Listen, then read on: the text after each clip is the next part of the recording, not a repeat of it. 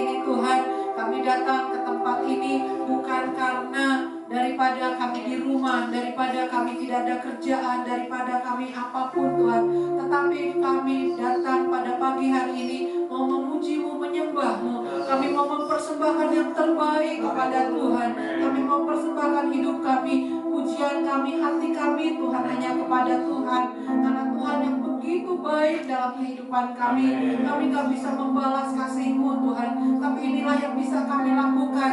Kami mempersembahkan roh, jiwa, tubuh kami, pujian, penyembahan kami mau persembahkan kepada Tuhan.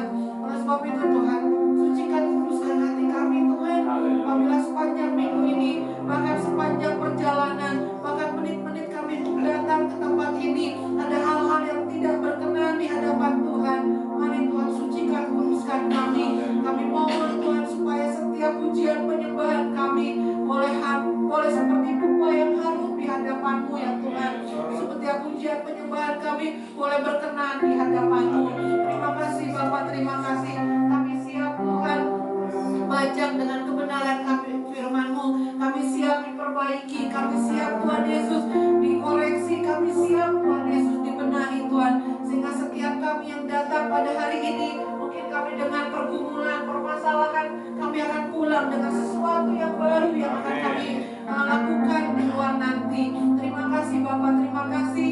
Tak putus-putusnya Tuhan kami berdoa buat Om Boru, buat Om Akal Tuhan, buat rekan-rekan kami yang hari ini tidak bisa hadir. Mungkin mereka sakit, kami yang sedang ke rumah sakit Tuhan memberkati. Dan rekan-rekan kami Tuhan Yesus yang saat ini sedang bekerja, Tuhan memberkati mereka seperti Tuhan memberkati kami di pagi hari ini. Kami tahu kuasa Roh Kudus-Mu sedang menjamah mereka juga saat ini. Terima kasih Bapak, terima kasih. Ini kami anak-anak-Mu, ini kami hamba-hamba-Mu Tuhan. Kami percaya sekali lagi Tuhan hadir di tengah-tengah kami saat ini. Tuhan tahu isi hati kami, Tuhan tahu pemikiran kami, Tuhan tahu. Terima kasih Tuhan, ini kami mempersembahkan yang terbaik bagi Tuhan. Kami mau buka ibadah ini hanya di dalam nama Tuhan Yesus Kristus kami berdoa. Haleluya. Amin.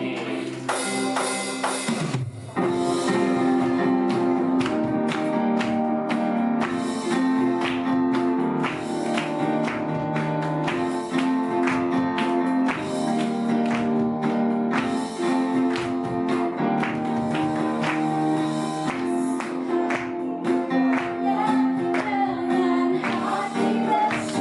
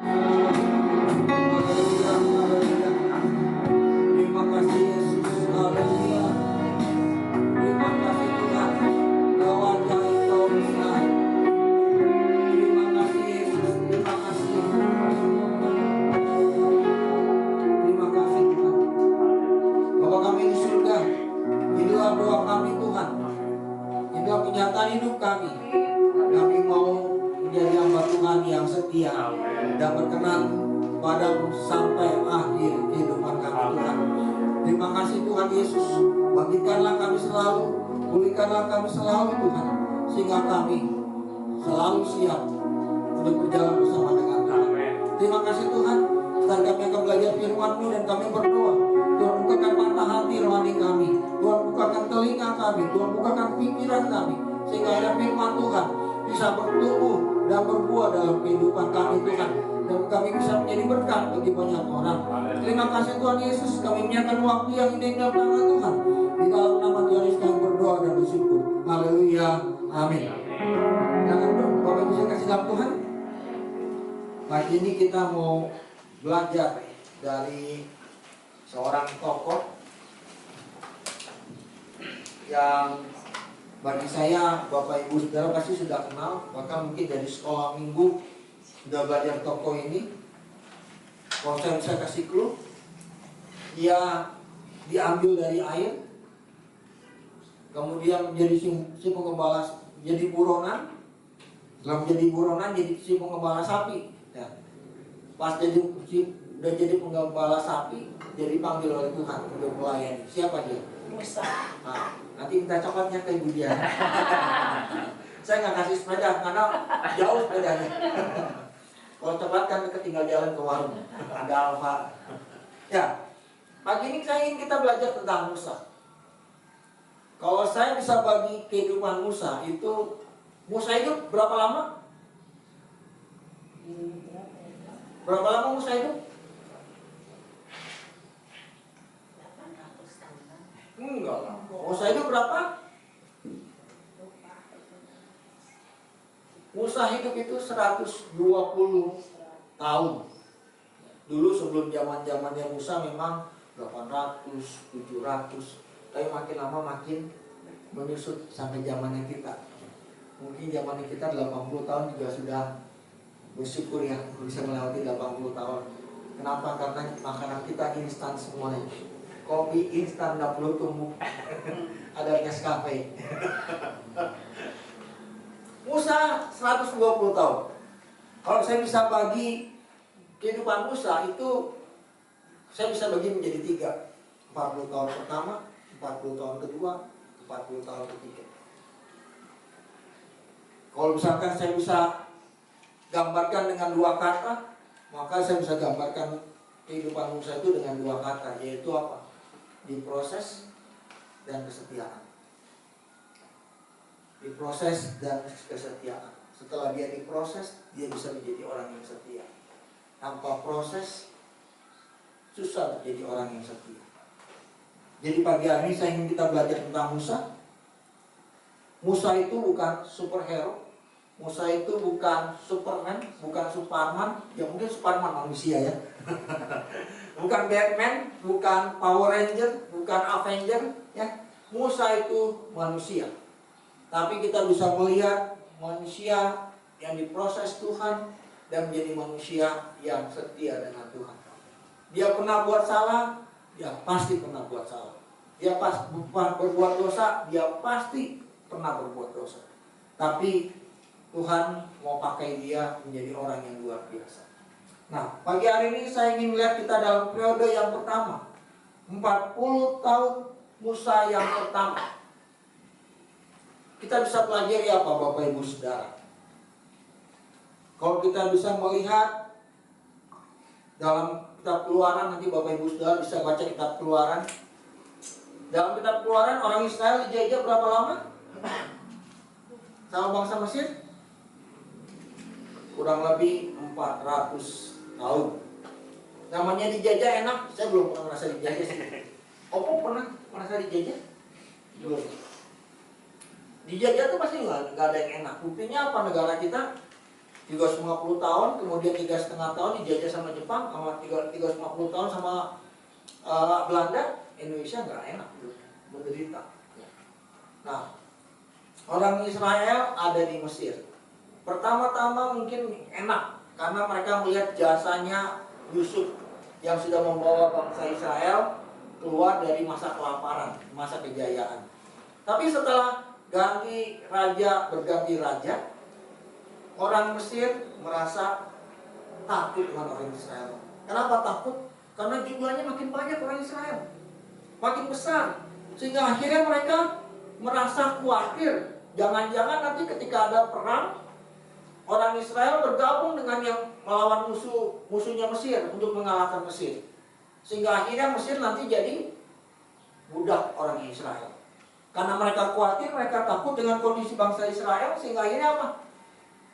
Raja Firaun yang keberapa kita nggak tahu, karena firman Tuhan yang mengatakan Raja Firaun, ya. Dia akhirnya apa? Dia udah lupa dengan jasanya Mesir. Apa yang dilakukan? Orang Israel harus disiksa. Orang Israel harus kerja logi. Orang Israel harus dapat penganiayaan. Nah, karena mereka takut dengan kondisi yang seperti itu, akhirnya Raja Mesir mengatakan apa? Setiap orang Israel yang melahirkan, perempuan Israel yang melahirkan anak laki-laki, harus diapain? Dibunuh. Ya, jadi dengan kata lain, yang akhirnya akan lahir banyak apa? Perempuan. Laki-lakinya nggak ada. Ya, dibunuh. Jadi tiap lahir bayi laki-laki, bunuh, aborsi, langsung dibunuh, ya, dianiaya, cupret, gitu, sama pemerintah Mesir, sama bidan-bidannya. Ya. Tapi kenyataan, bidan-bidannya menjadi bidan yang takut akan Tuhan. Jadi mereka tidak melakukan hal itu. Ya. Kan ditanya lagi, kenapa makin banyak? Orang bidannya mengatakan apa? Sebelum saya datang, mereka udah lahir lebih dulu. Ya. Nah, Musa lahir dalam keadaan yang seperti itu. Musa lahir, kemudian disembunyikan dulu selama 3 bulan. Kemudian setelah itu apa? Dibuang ke sungai Nil. Ketika dibuang ke sungai Nil, siapa yang angkat? Putri Firaun. Apa yang saya mau sebenarkan Bapak Ibu Saudara? 40 tahun pertama kita bisa belajar tentang kedaulatannya Tuhan yang tanpa kita sadari. Musa menyadari kedaulatan Tuhan terjadi dalam kehidupannya? Enggak menyadari. Berapa banyak bayi laki-laki yang dibuang di sungai Nil? Emang Musa doang yang dibuang ke sungai Nil? Saya juga nggak percaya. Masih banyak bayi-bayi yang dibuang. Kenapa? Karena selama kita punya bayi, namanya 3 bulan tuh pasti begadang terus ya. Begadang terus, benar? Ada yang bayi langsung gede? Nggak ada kan. Ibu-ibu punya bayi suka begadang nggak malam-malamnya? Begadang. Apalagi yang masih ASI. Kalau kemudian yang pakai susu formula harus bangun, nyiapin dulu itunya, kasih dot apa dan sebagainya, begadang. Nah, berapa lama nggak akan ketahuan kalau kita punya anak laki-laki? Nggak mungkin. Lama. Dan Musa dibuang ke sungai Nil dan diambil oleh putri Firaun. Dan Musa mendapatkan pendidikan tertinggi, pendidikan yang terbaik. Dia juga bisa menjadi pangerannya Mesir. Bapak Ibu Saudara, 40 tahun pertama kita belajar mengenai kedaulatan Tuhan. Kadang-kadang dalam hidup ini kita nggak pernah tahu kenapa ya Tuhan izinkan saya ada di sini. Kenapa saya ditempatkan di keluarga ini? Kenapa saya kulitnya rada coklat? Kenapa rambut saya lurus? Kenapa mata saya sipit? Kenapa saya nggak lahirkan di bangsa itu ya yang lebih maju? Kenapa saya tidak dilahirkan di keluarga itu yang lebih baik kalau ekonominya? Ada banyak pertanyaan-pertanyaan yang kita bisa ajukan kepada Tuhan dan kita tidak bisa dapat jawabannya. Kenapa demikian? Karena itu adalah kedaulatannya Tuhan. Jadi kalau misalkan Bapak bertanya sama saya, kenapa saya ada di GSJ Cisarua? Saya juga nggak tahu. Berarti ada Tuhan tempatkan Bapak Ibu Saudara, tanpa kita sadari Tuhan berdaulat menempatkan Bapak Ibu Saudara ada di gereja lokal ini. Dan ketika ditempatkan Tuhan di dalam gereja ini tanpa Bapak Ibu Saudara sadari, Allah ingin Bapak Ibu Saudara berkarya di gereja lokal ini. Kadang-kadang kita tidak pernah tahu. Makanya mungkin apa yang dikatakan Paulus itu benar dalam Roma pasal 8 ayat 28. Sekarang aku tahu. Kenapa Paulus mengatakan sekarang aku tahu? Karena dia sudah melewati masa-masa yang penuh dengan kedaulatan Allah yang dapat dia sadari. Mungkin dia bertanya, Kalau aku harus jadi pengikut Kristus, kenapa aku harus jadi orang Farisi lebih dulu? Kenapa kalau aku harus jadi pengikut Kristus, kenapa aku harus jadi penganiaya umat Tuhan lebih dulu? Kenapa nggak dari dulu? Kita juga nggak pernah tahu Paulus. Tapi setelah Paulus lewati semua, Paulus berani mengatakan, sekarang aku tahu Allah turut bekerja dalam segala sesuatu untuk kebaikan. Jadi Bapak Ibu Saudara, periode pertama kita bisa belajar tentang kedaulatan Tuhan yang kita tidak pernah tahu. Kenapa saya harus melewati ini? Kenapa saya harus jalani ini? Kenapa saya di tempat ini? Tapi nanti Bapak Ibu Saudara, setelah melewati semua itu, kita bisa mengatakan, sekarang aku tahu kenapa aku ada di GSDA Malaysia. Kenapa aku ada di keluarga ini? Sekarang aku tahu. Jadi periode pertama 40 tahun kita belajar mengenai kedaulatannya Tuhan yang tanpa kita sadari, Bapak Ibu Saudara. Yang kedua, 40 tahun pertama apa yang kita pelajari? 40 tahun pertama Musa tidak menyadari adanya kedaulatan Tuhan. Sehingga Musa mengatakan apa? 40 tahun pertama kalau saya bisa singkatkan dengan satu kata, gua nih, kok nggak ada gua, gagal semua. Musa dibesarkan dengan tanpa dia sadari dia adalah pangeran Mesir. Benar? Pangeran Mesir gagal dong? Ya enggak? Ya enggak? Pangeran, namanya pangeran nggak mungkin nggak ada yang gagalan. Dia pasti punya pangkat, dia punya kuasa, dia punya kedudukan, dia punya orang-orang yang siap membela dia. Benar? Bahkan mungkin dia punya dayang-dayang yang luar biasa. Benar? Dia punya algojo-algojo yang siap tuh bunuh dia, pergi bunuh. Benar gak? Benar? Dia bisa mengatakan, ini loh gua, Musa. Sehingga pada suatu kali, saya juga percaya, karena dia kan diasuh sama ibunya sendiri, benar? Kalau kita lihat kitab Musa, ketika Musa dibuang di sungai Nil, apa yang dikatakan? Kakak perempuannya mengikutinya. Sampai kemudian diangkat sama putri Firaun. Ketika diangkat sama putri Firaun, kakaknya Musa ngomong apa? Apakah aku perlu ambil si inang pengasuh? Benar? Benar gak? Inang pengasuh pasti mamanya dong. Nah, ketika mamanya menjadi inang pengasuh Musa, apakah Musa tidak dikatakan, Musa, kamu tahu nggak? Kamu tuh orang Israel. Musa, kamu tahu nggak? Kita tuh lagi dijajah. Musa, bantu dong orang Israel. Benar nggak? Mungkin nggak dia nggak ngomong itu? Pasti dia ngomong dong. Ya nggak? Pasti kasih tahu, Musa, lu kan jadi pangeran, jangan lupa seperti kaca lupa kulitnya ya. Kamu tuh orang Israel, kan dijajah, orang Israel lagi perlu bantuan kamu. Pasti dia ngomong gitu dong.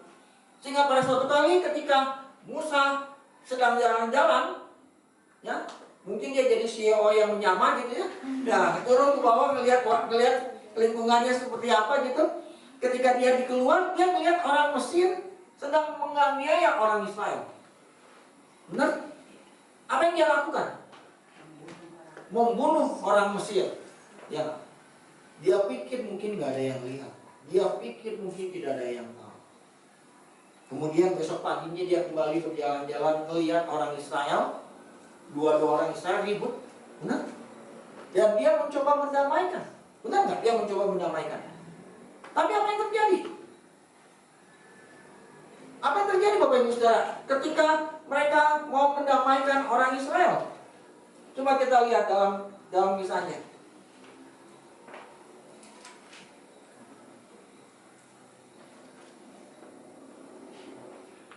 Ayat yang ke-11 dalam pasal 2 ayat yang ke-11.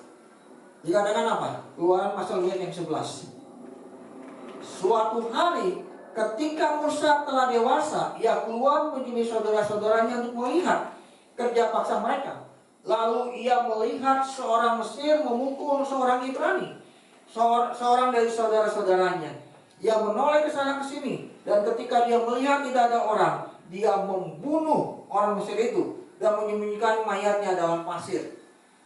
Ketika keesokan harinya ia keluar lagi, dia mendapati kedua orang Ibrani tengah berkelahi. Dia bertanya kepada yang bersalah, "Mengapa engkau memukul temanmu?" Tapi ia menjawab, siapakah yang akan mengangkat engkau menjadi pemimpin dan hakim atas kami? Apakah engkau hendak bermaksud membunuh aku sama seperti engkau membunuh orang Mesir itu? Musa mencoba membela bangsanya. Kenapa dia begitu? Karena dia pikir, ini gua loh pangeran Mesir, ini gua loh punya kuasa, ini gua loh orang yang punya tahu militer banyak. Apa yang kita bisa pelajari Bapak Ibu saudara? Kita mungkin punya skill, kita mungkin punya pengetahuan, kita mungkin punya uang, mungkin kita punya kedudukan, kita mungkin punya kemampuan suara yang begitu luar biasa. Tapi ingat Bapak Ibu saudara, tanpa urapan dan kuasa dari Tuhan, itu nggak akan berguna Bapak Ibu saudara. Musa punya kuasa sebagai seorang pangeran? Punya. Musa punya kuasa untuk melakukan apapun karena dia punya kedudukan? Bisa. Tapi dia melakukannya tanpa hikmat daripada Tuhan, tanpa bimbingan daripada Tuhan, sehingga akhirnya Musa gagal. Jadi dengan kata lain, periode pertama Musa mengatakan, ini gua, tidak perlu Tuhan. Dari tempat ini saya mau mengatakan kepada Bapak Ibu saudara, punya skill tuh bagus, punya kemampuan suara bagus, punya harta banyak bagus, punya suara yang baik itu bagus. Tapi kalau kita mengatakan, kalau nggak ada gua, ini nggak ada apa-apanya. Kalau nggak ada gua, pekerjaan Tuhan nggak jalan. Kalau nggak ada gua, main musik nggak akan baik. Ingat, Tuhan tidak butuh. Tuhan butuh orang yang punya skill. Tapi Tuhan lebih butuh orang yang mau berjalan bersama dengan Tuhan. Nah, jadi Bapak Ibu saudara, bukan berarti skill nggak perlu. Skill itu perlu. Kemampuan berbicara bagus itu perlu. Nah, tapi kalau tidak dengan Tuhan, no hasilnya. Musa mengalami hal itu Bapak Ibu saudara. Periode kedua, Musa setelah jadi pangeran, dia kabur dong. Kabur. Ketika dia kabur, jadi apa dia? Jadi buronan. Kan dia kabur. Kan kalau kita lihat di situ, nah, pada pasal 2 dikatakan apa? Musa menjadi takut sebab pikirnya kejadian itu tentu telah ketahuan. Ketika Firaun mendengar tentang kejadian itu, ia berusaha membunuh Musa. Tapi Musa melarikan diri dari Firaun dan tiba di tanah Midian. Artinya apa? Musa jadi buronan, saudara. Tadinya apa dia? Pangeran. Tadinya apa? Orang berkuasa. Tapi 40 tahun kedua, kita bisa melihat Musa bukan lagi punya pangeran, bukan lagi punya kedudukan, tapi menjadi seorang buronan. Polis Firaun mencari-carinya untuk membunuhnya. Drastis banget ya. Dari duduk, berarti dia bukan CEO yang menyamar di sini ya. Jadi buronan dia benar-benar ya. Jadi buronan dan dicari sama Firaun. Setelah dia jadi buronan, dia apa lagi dia? Si pengembala sapi loh, Bapak Ibu saudara. Ya enggak? Dia kan waktu itu bertemu dengan Tuhan, lagi ngangkon domba-dombanya, benar? Jadi si pengembala sapi. Dari pangeran sampai jadi si pengembala sapi. Buronan si pengembala sapi.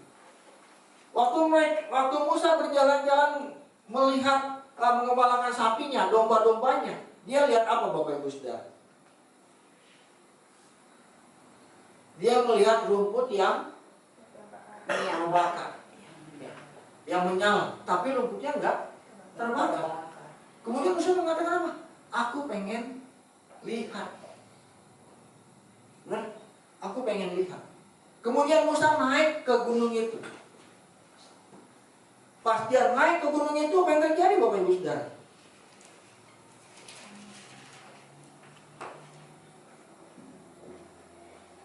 Apa yang terjadi ketika mereka melihat orang itu? Mari kita melihat di dalam pasal 3. Pasal 3 ayat yang dari ayat yang pertama, pasal 3. Musa mengembalakan kambing domba Yitro mertuanya, imam di Midian. Ketika ia mengiring kambing domba itu ke sebelah seberang padang gurun, sampailah ia di Horeb, gunung Allah. Lalu malaikat Tuhan menampakkan diri kepadanya dalam nyala api yang keluar dari semak duri. Ketika ia melihatnya, tampak semak duri itu menyala, tapi tidak terbakar. Kemudian lalu Musa berkata, baiklah aku membelok ke sana untuk memeriksa penglihatan yang hebat itu. Mengapa semak duri itu tidak terbakar? Ketika Tuhan melihat Musa membelok untuk memeriksanya, berserulah Allah dari tengah semak duri itu, Musa, Musa. Dan dia menjawab, ini aku. Dan seterusnya. Bapak Ibu Saudara, tadi saya sudah katakan periode pertama kedaulatan Allah. Kadang-kadang kita tidak sadar Allah sedang berdaulat bekerja dalam kehidupan kita. Periode pertama juga kita belajar tentang apa? Musa yang mengatakan, kalau nggak ada gua, nggak jalan segala sesuatunya. Ya, nggak ada gua, nggak ada jalan. Ya. Jadi Musa ketika itu mencoba menolong Tuhan dengan caranya sendiri, bukan dengan caranya Tuhan. Sehingga Musa mengalami kegagalan. Nah, periode kedua, 40 tahun kedua, Musa sekarang menjadi apa? Menjadi buronan dan si gembala sapi, ya Bapak Ibu Saudara, menggembala domba. Nah, dalam perjalanannya menggembalakan domba, dia melihat rumput yang terbakar dan menyala-nyala. Nah, kemudian Tuhan mengatakan apa di situ? Pada ayat yang ke-6, lalu ia berfirman, jangan mendekat, lepaskan kasutmu, sebab engkau berdiri itu adalah tanah yang kudus. Apa yang kita bisa pelajari di periode kedua yang pertama? Tempat di mana Bapak Ibu Saudara beribadah, tempat di mana Bapak Ibu Saudara melayani, itu adalah tempat yang kudus. Pelayanan apapun yang Bapak Ibu Saudara diberikan, itu adalah tempat kudus. Jadi jangan pernah berpikir ketika kita melayani, cuma asyik doang, cuma kelihatan doang, gak perlu persiapan. Jangan. Karena itu semua berbicara mengenai kudus, Bapak Ibu Saudara. Jadi mari kita menganggap bahwa setiap pelayanan yang diberikan kepada kita, baik itu yang dilihat orang maupun yang tidak dilihat orang, baik itu orang hargai atau tidak hargai, ketika kita melayani itu urusan belakangan, Bapak Ibu Saudara. Tapi kita harus punya konsep pribadi dulu, bahwa setiap pelayanan yang diberikan kepada, enggak kan? Kenapa enggak mungkin? Karena dia putri Firaun loh, anak putri Firaun, pangeran Mesir. Kalau misalkan dia mengalami kegagalan, pasti udah dilatih dong. Namanya pangeran pasti akan dilatih untuk jadi sesuatu yang lebih bagus, lebih baik, dan lebih benar dan sebagainya. Dia punya pengalaman pendidikan yang baik. Tapi ketika dia jadi buronan dan ketika dia menjadi gembala sapi, Musa mengalami psikologis kejiwaan yang begitu luar biasa. Dia lagi tidak percaya diri, dia tidak lagi punya percaya dengan kemampuannya. Dia katakan, kalau aku yang diutus, kalau mereka mengatakan Allah siapa yang mengutus aku? Kamu siapa?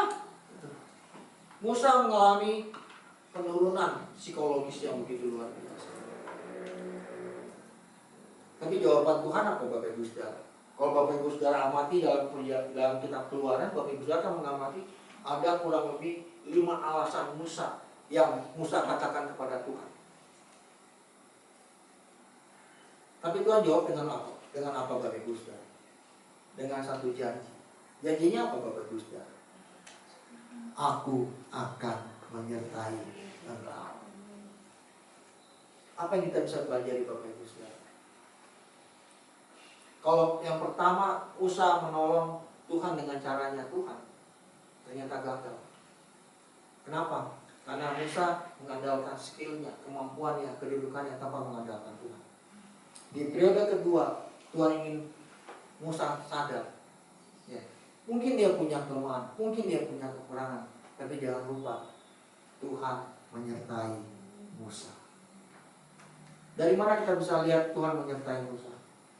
Kalau Bapak Ibu Saudara amati 10 tula yang diberikan Tuhan kepada Firaun. Siapa yang berbicara kepada Firaun? Musa, bukan lagi Harun. Pada waktu Musa berdebat dengan Tuhan, aku kan pendek lidah, aku gagal. Ya, Tuhan mengatakan ada Harun yang aku sudah persiapkan, benar? Tapi kalau Bapak Ibu Saudara amati 10 tulah ketika Musa berhadapan dengan Firaun, bukan Harun yang berbicara Bapak Ibu Saudara, tapi Musa yang berbicara. Itu membuktikan apa? Penyertaan Tuhan atas kelemahan Musa yang psikologisnya sudah turun. Dan bukan hanya itu, ada banyak mujizat-mujizat Tuhan yang terjadi dalam bimbingan Musa, membimbing orang Israel sampai ke tanah perjanjian. Walaupun dia sendiri tidak masuk ke tanah perjanjian, tapi mujizat-mujizat Tuhan yang dia ketok itu gunung batu jadi keluar apa? Keluar air. Mari Bapak Ibu Saudara, apapun kemampuan kita, siapapun kita, dan mungkin kita merasa, aku mah gak punya kemampuan, suara juga pas-pasan, malah error iya, fals iya. Tapi kalau kata istri saya, kalau kita mau berlatih terus, walaupun suaranya pas-pasan, kalau berlatih terus pasti akan bagus. Terutama dengan Tuhan juga berlatih, ya, pasti akan lebih bagus. Ya. Jadi mari kita berlatih dengan apa yang kita punya, Bapak Ibu Saudara. Contohnya Musa, ketika Musa bertemu dengan Tuhan, apa yang dikatakan Tuhan kepada Musa? Di tanganmu ada apa? Di tangan Musa ada apa? Tongkat. Waktu tongkat itu dilempar jadi ular. Diambil lagi jadi tongkat. Kemudian yang kedua apa? Tangan. Masukin ke dalam saku. Jadi apa? Kusta. Masukin lagi sembuh. Tuhan memberikan pertanda kepada Musa dengan apa yang Musa punya atau dengan orang lain punya? Dengan apa yang Musa punya loh Bapak Ibu Saudara. Jadi dengan kata lain, ketika kita melayani dengan Tuhan, jangan pernah ingin jadi orang lain Bapak Ibu Saudara. Nah, kadang-kadang kita untuk banyak drakor pengen jadi seperti orang drakor gitu ya. Pengen putih seperti orang drakor, skin scan dan sebagainya, benar? Ya, whitening dan sebagainya, benar? Jadi mari Bapak Ibu Saudara, jangan pernah jadi orang lain. Melayani Tuhan dengan apa yang kita punya. Kalau kita punya suara yang bagus, lakukan itu dengan suara yang bagus. Kalau kita punya senyum yang menarik, jadilah asir yang menarik, yang banyak senyum. Jangan berpikir dengan senyuman kita orang tidak diberkati. Bisa dibayangkan, dia lagi bete, lagi kesal, datang ke gereja, kemudian Bapak Ibu Saudara kasih senyum yang terbaik. Masa dia nggak bergembira? Kehilangan jati dirinya dan Tuhan memulihkannya, Bapak Ibu Saudara. Ketika Tuhan memulihkannya, Tuhan bisa pakai dengan luar biasa. Periode yang ketiga, Bapak Ibu Saudara, 40 tahun ketiga. Apa yang terjadi Bapak Ibu Saudara dalam 40 tahun ketiga? Dalam 40 tahun ketiga, ketika mereka sudah keluar dari tanah Mesir, Musa menghadapi namanya jadi seorang pemimpin tuh kan gak selalu enak ya. Hanya ibu mbak Bugam enak jadi pemimpin BPD. Bugam kan jadi bendahara nih ya, harus nagih-nagih perpuluhan. Ya, nggak enak jadi pemimpin, ada tanggung jawab yang besar. Musa lagi naik ke gunung Sinai, benar? Di gunung Sinai, Musa bertemu dengan Tuhan 40 hari. 40 hari lama nggak? Lama. 40 hari lama Bapak Ibu Saudara. Dan Musa bicara dengan Tuhan. Tapi yang di bawah apa yang terjadi? Bikin patung lembu emas. Ya. Kenapa bikin lembu emas? Karena orang Israel mengatakan, Ren, Musa udah lama tuh 40 hari, mungkin udah mati dia kali. Benar nggak? Benar dong? Lebih baik kita cari pemimpin baru. Udah 40 hari gak turun-turun tuh udah mati kali dia di sana. Musa kan sudah bersekutu dengan Tuhan. Benar? Dan ketika mereka bikin lembu emas, Tuhan tahu dong. Tuhan suruh Musa turun. Musa turun. umatku sudah kehilangan kendali. Dan ketika Musa turun, dia marah luar biasa karena mereka mempunyai ilalah lembu emas. Dia lempar 2 loh batu itu, saking Musa marah. Tapi ketika Musa marah dengan mereka, Tuhan ingin menghanguskan orang Israel. Tuhan ingin menghanguskan orang Israel dan membuat generasi baru melalui Musa. Seharusnya senang nggak? Senang dong? Ya nggak? Sekarang kalau sekarang kan ingin memimpin, ya nggak? Bangsa Israel dan ini kan ibaratnya ini kan bangsa Israel banyak dari keturunan anak-anak Israel yang lain dong. Sekarang ibaratnya generasi ini habis, generasinya dia dan keturunannya enak dong. Namanya mungkin lagi bukan lagi bangsa Israel, bangsa apa gitu ya dan sebagainya. Tapi Musa setuju nggak dengan itu? Musa tidak setuju. Tapi dia mengatakan apa Bapak Ibu Saudara? Musa mengatakan dalam Keluaran 32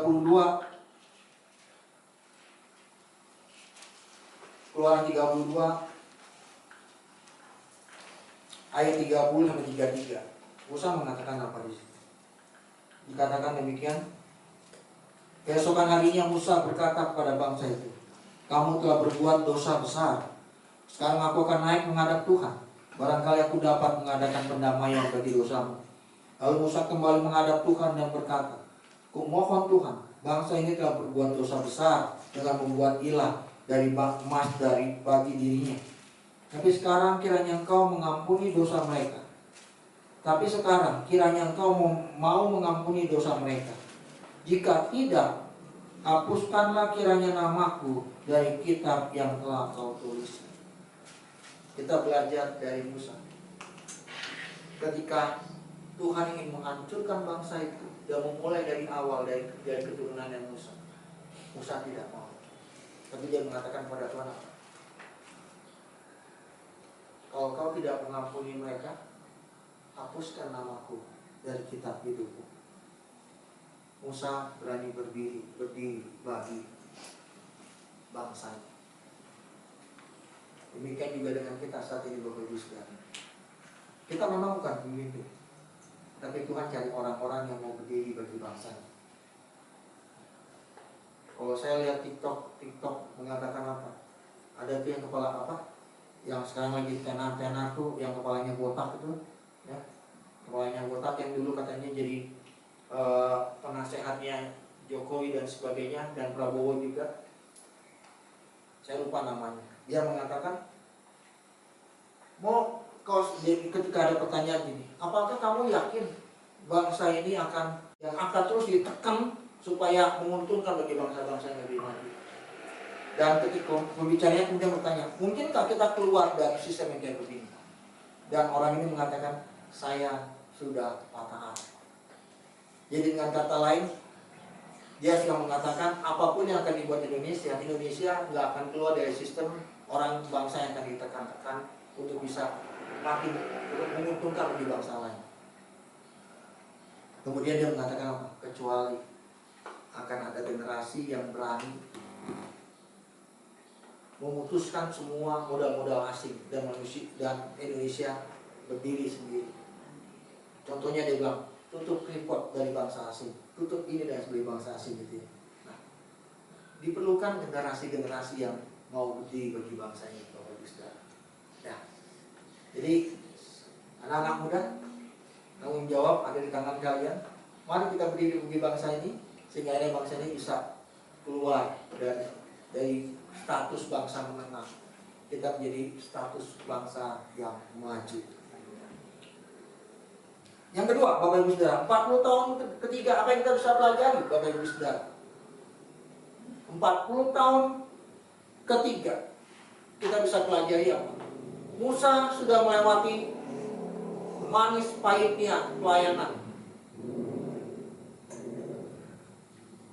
Tapi Musa berhadapan dengan suatu kenyataan yang tidak mudah, Bapak Ibu Saudara. Ketika peristiwa Kadesi, mereka kekurangan air. Tuhan berbicara apa kepada Musa? bicara kepada gunung batu itu supaya gunung batu itu keluarkan air. Tapi Musa lakukan apa? Mukul berapa kali? 3 kali. Keluar air? Keluar air. Mujizat terjadi memang. Mujizat terjadi Bapak Ibu Saudara. Mujizat terjadi, air keluar dan mereka bisa minum. Tapi tahu tidak, akibat dari ketidaktaatan seorang pemimpin Musa, apa yang terjadi? Dia tidak bisa masuk tanah Kanaan. Dia melakukan pelanggaran berapa kali? 1 kali, Bapak Ibu Saudara. 1 kali. Dan Tuhan tidak izinkan dia masuk tanah Kanaan. Adil nggak? Nggak adil dong. Sepanjang kehidupan dia memimpin bangsa Israel, dia selalu nuruti perintah Tuhan. Tidak pernah dia tidak taat.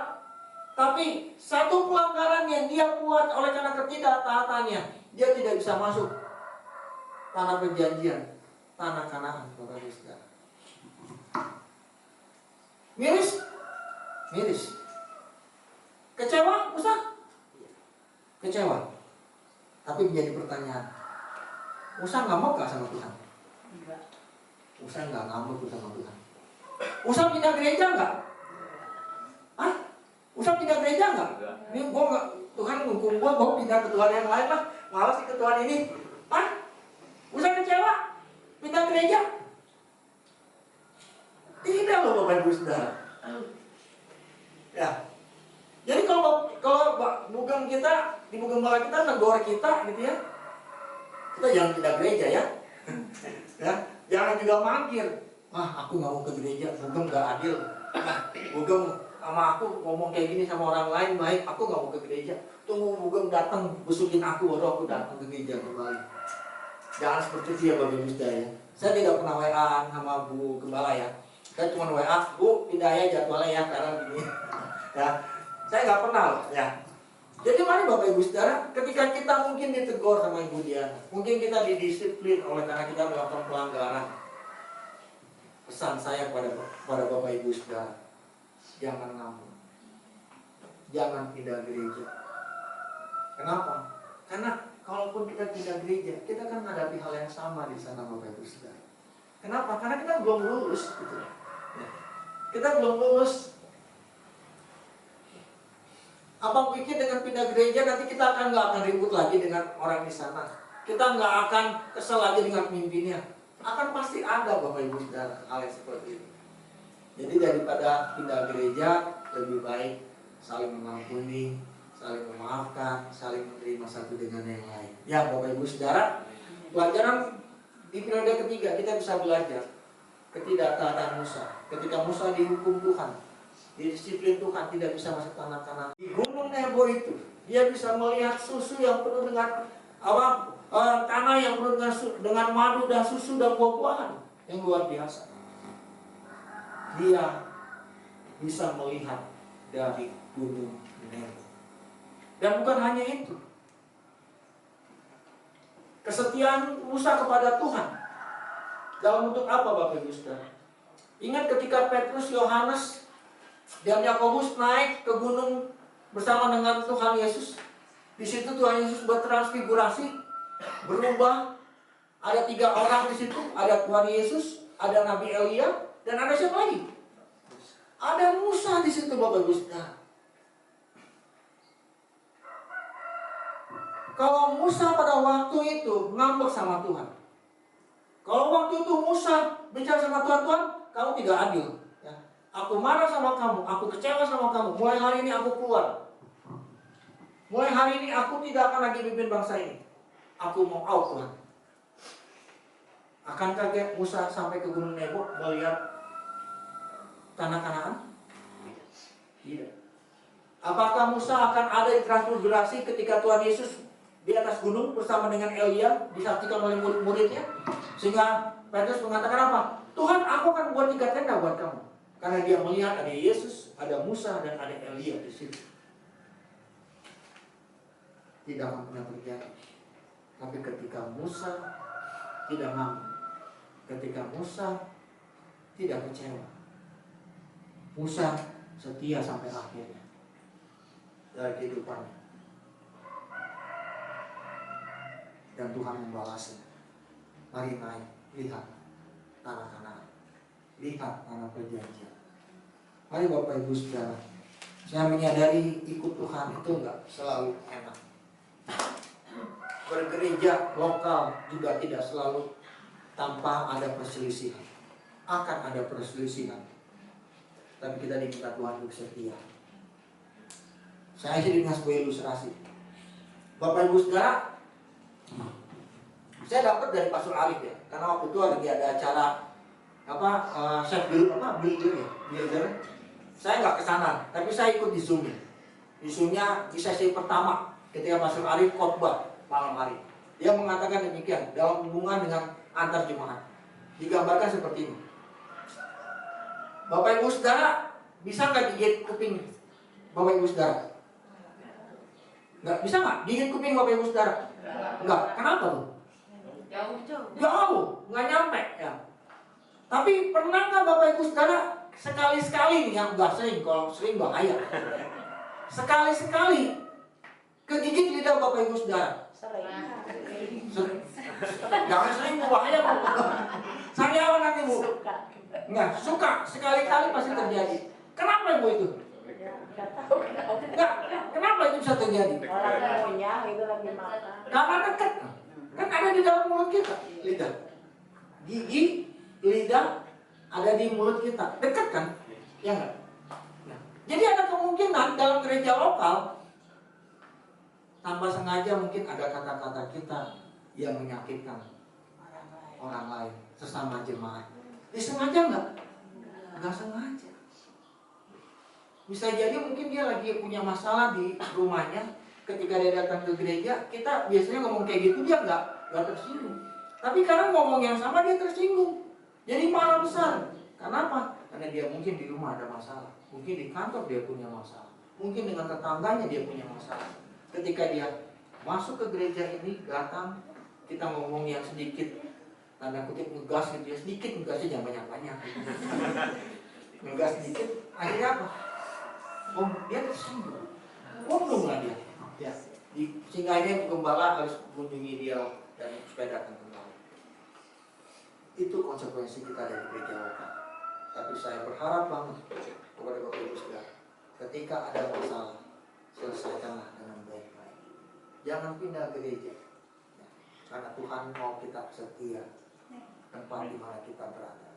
Kecuali kalau Bapak Ibu Saudara pindah kerjaan ke Jakarta, saya yakin Bugem juga nggak akan paksa. Pokoknya ya di Jakarta minggu sini ya, nggak mungkin lah, nggak mungkin. Kecuali kalau Bapak Ibu Saudara sedang libur, ada di Bandung, datang pasti buku belas. Tapi nggak mungkin kalau tinggal di Jakarta. Gua mau tahu ya, lu di Jakarta tiap Sabtu pulang sini ya beribadah di sini, kan nggak mungkin juga. Kecuali Bapak Ibu Saudara punya yang bawa jadi song leader. Mari kita setia. Jadi 40 tahun pertama kita bicara mengenai apa? Kedaulatan Tuhan yang kadang-kadang kita tidak sadari membentuk kehidupan kita. Kedua apa? 40 tahun pertama, yang keduanya apa Bapak Ibu Saudara? Ya, enggak. Yang poin kedua dari 40 tahun pertama. Ya, ini aku kan, kalau nggak ada gua nggak jalan. Ya. Jadi dengan kata lain, skill kita perlu, tapi jangan lupa libatkan Tuhan. Ya. Jadi jangan arogansi dengan kehidupan kita. 40 tahun kedua kita bicara mengenai apa? Musa mengalami dekladensi psikologi, ya, penurunan psikologi. Dari pangeran, jadi gembala buronan, jadi gembala sapi. Dalam keadaan yang seperti itu, Musa mengatakan, siapa? Aku gagap, aku gak bisa apa-apa. Tapi dengan kelemahan itu diserahkan kepada Tuhan, Tuhan memakainya dengan luar biasa. Jadi mari Bapak Ibu Saudara, dengan segala apa yang kita punya, mari kita serahkan kepada Tuhan. Yang ketiga, yang ketika kita belajar bahwa kita bisa punya salah. Tapi mari sebagai seorang pemimpin, kalau kita salah atau pemimpin kita, di bawah kita salah, mari kita juga mau mengatakan itu salah saya sebagai seorang pemimpin. Yang kedua, dari 40 tahun kedua, 40 tahun ketiga kita bisa belajar tentang apa? Tentang bahwa kalau kita didisiplin, jangan pindah gereja. Mari kita setia. Selesaikan itu dengan setia. Dan ketika kita setia, pasti ada berkat Tuhan. Ada hadiah daripada Tuhan buat kita. Jadi mari kita mengakhiri segala sesuatunya dengan setia. Ya. Mari kita nyanyikan lagu tadi refresh saja. Ini lagu mengenangkan masa muda saya dengan istri saya. Dulu kami ada di Volkrabut Elsiadai, salah satu nyanyian yang kami pernah nyanyikan lagu ini. Ini tahun lagu 19-an. Mungkin banyak yang belum lahir juga. Salah satu lagu yang dinyanyikan oleh Volkrabut kami ketika kami melayani Tuhan, itu di lagu Elsiadai. Mungkin saya tahu ya, betul. Jadi mari kita nyanyikan lagu yang biasa saja. Kita tundukkan kepala kita di hadapan Tuhan. Nyanyikan lagu ini sebagai komitmen di hadapan Tuhan. Tuhan, apapun terjadi, aku mau setia dengan Tuhan. Aku menjadi hamba Tuhan yang berkenan, jadi orang Kristen yang berkenan memuliakan nama Tuhan.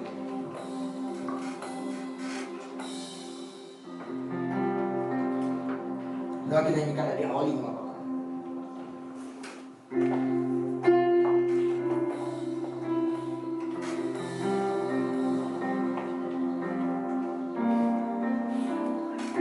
Mari kita koreksi kehidupan kita, Bapak Ibu Saudara. Sambil menyanyikan lagu ini kita melihat kehidupan kita. Jalani hidup ini bersama dengan waktu yang terus melaju. Aku ada di sini Tuhan. Kalau bukan untuk melayanimu, inilah aku di hadapan Tuhan bersama dengan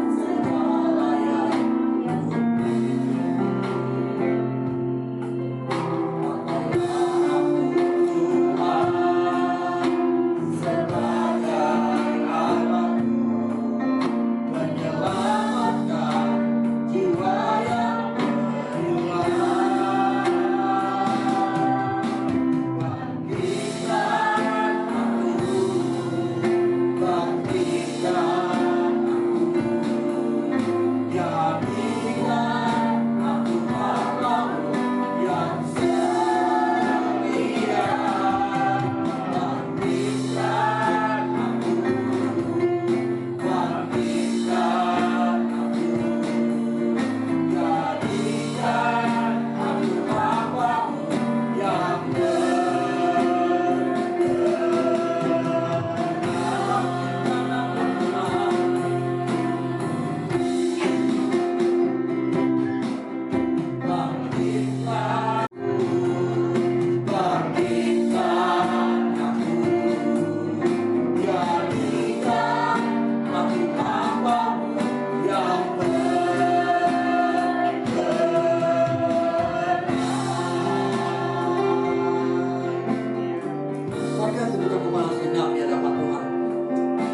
Bapak Ibu Saudara, saya tidak tahu dengan kehidupan Bapak Ibu Saudara secara pribadi.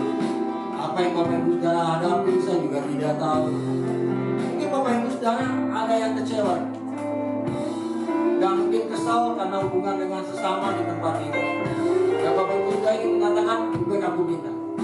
Tapi pada pagi hari ini saya mau katakan, mari Bapak Ibu Saudara, kepindahan ke tempat lain tidak menyelesaikan masalah.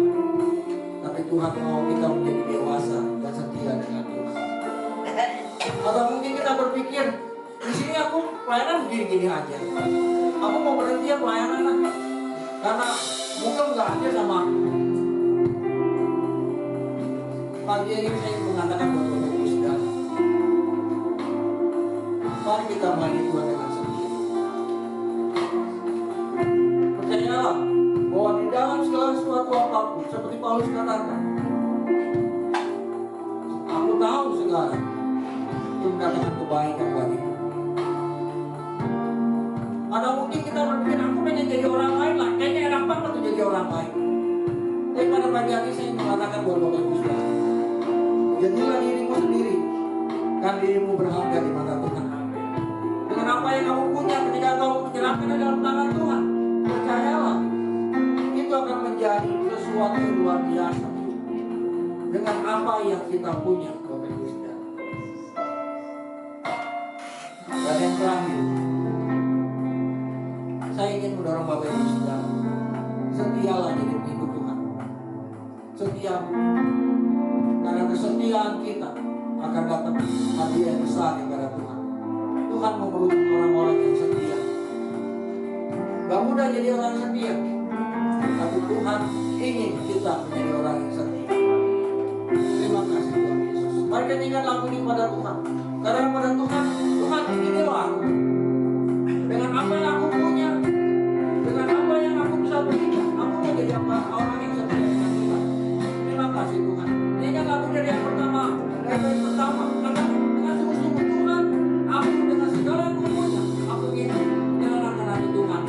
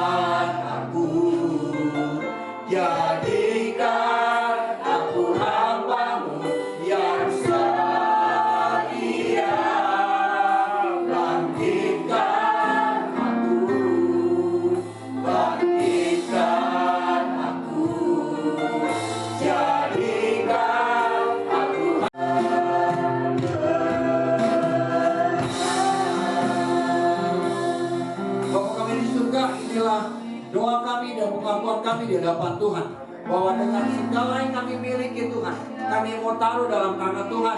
Dan kami berdoa, pakailah kami sesuai dengan rencana Tuhan.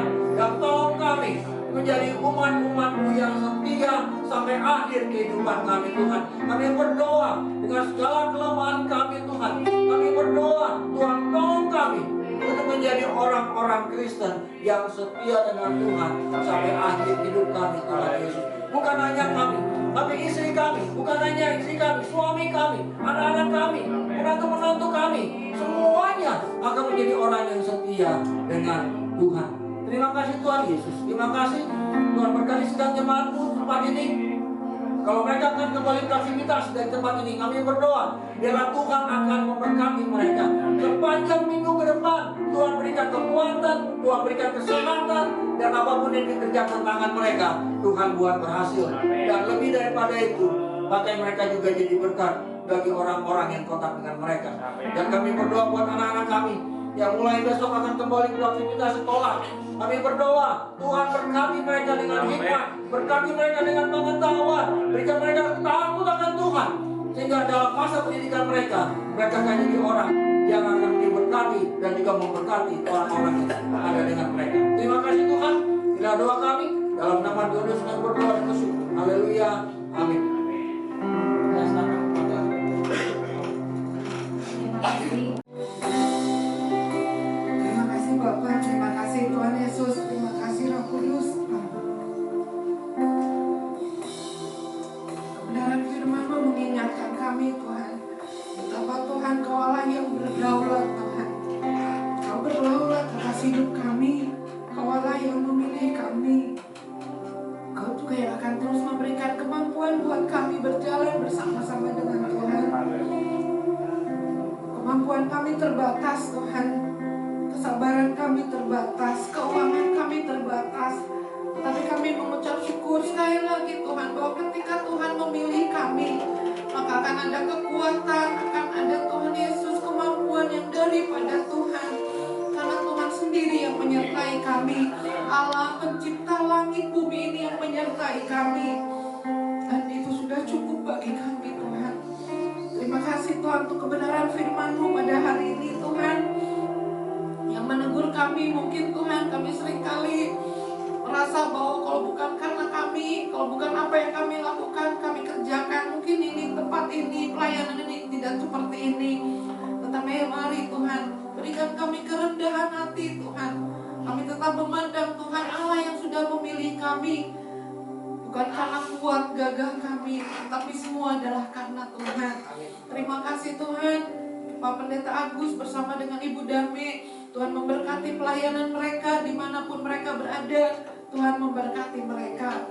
Terima kasih Tuhan, berkati anak-anaknya, berkati usahanya. Tuhan memberkati mereka. Terima kasih Tuhan, sekali lagi Tuhan materaikan kebenaran firman-Mu ini Tuhan. Jangan biarkan kami hanya menjadi penikmat-penikmat firman Tuhan, tapi biarlah kami boleh menjadi pelaku-pelaku firman Tuhan. Keluar dari tempat ini, mungkin tantangan hidup kami tidak mudah, mungkin pelayanan kami tidak mudah Tuhan, tetapi karena Tuhan yang bersama-sama dengan kami, Tuhan yang sudah berjanji akan menyertai kami, Tuhan juga akan memampukan kami. Terima kasih Tuhan Yesus, terima kasih. Kami berdoa Tuhan buat keluarga Pak Musli, buat keluarga Pak Denny Tuhan, buat keluarga Tuhan Yesus Opung Boru Tuhan, buat keluarga-keluarga yang hari ini tidak bisa hadir karena mereka sakit atau bekerja atau ada hal yang lain. Tuhan memberkati mereka seperti Tuhan memberkati kami di pagi hari ini.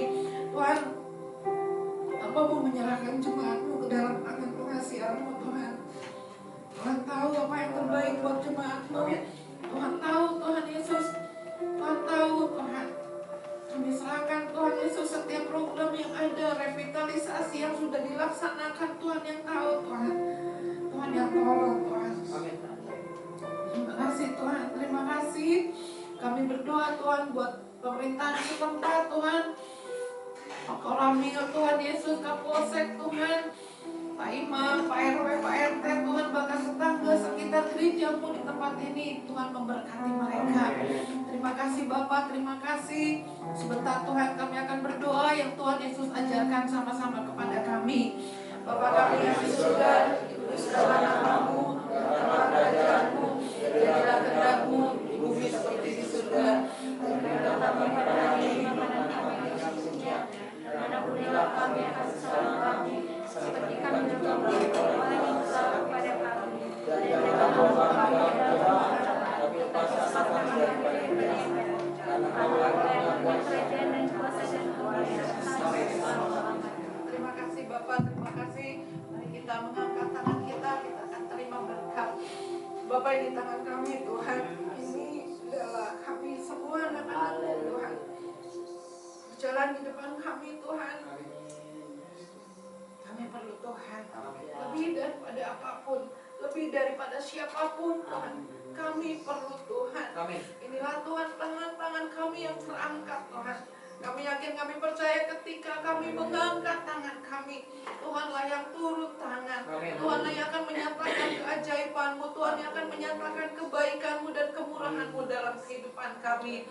kekasih Tuhan, terimalah berkat daripada Allah Bapa, cinta kasih sayang Tuhan Yesus, dan juga penghiburan daripada Allah Roh Kudus akan selalu beserta dengan hidup kita hari ini sampai dengan selama-lamanya. Yang di dalam nama Tuhan Yesus Kristus kami berdoa, mengucap syukur, sama-sama kita katakan amin. Engkau Allah yang besar,